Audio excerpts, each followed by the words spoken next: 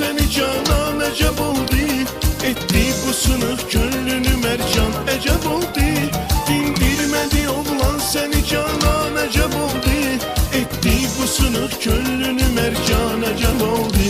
Yüz defa demiştim ki sana dalıca düşme. Yandırdı seni mühneti hicran ecep oldu. Yüz defa demiştim ki sana dalıca düşme. Yandırdı seni mühneti hicran ecep oldu. Dindirmedi oğlan seni canan ecep oldu. Etti bu sınıf gönlünü mercan ecep oldu. Dindirmedi oğlan seni canan ecep oldu. Etti bu sınıf gönlünü mercan ecep oldu.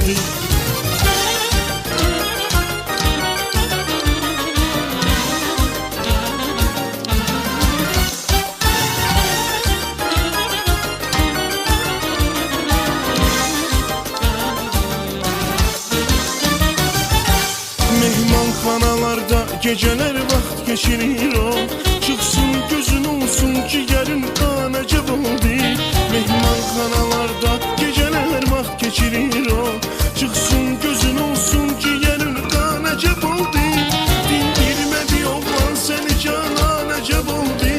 Etti bu sınıf gönlünü mercan ecep oldu. Dindirmedi oğlan seni canan ecep oldu. Etti bu sınıf gönlünü mercan ecep oldu.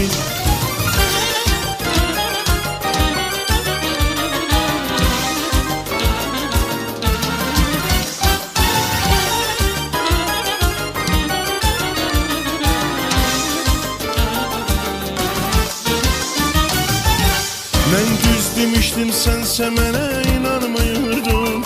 Gördüm ki çıkır bardan o canan ecep oldu. Ben düz demiştim sense mənə inanmıyordun. Gördüm ki çıkır bardan o canan ecep oldu.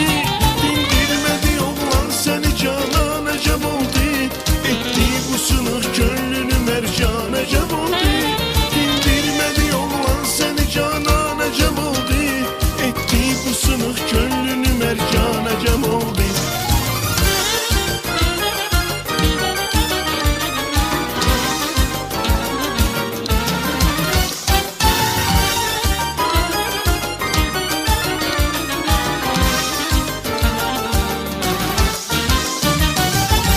Düz söz ki senin ağlına ders olmadıydım.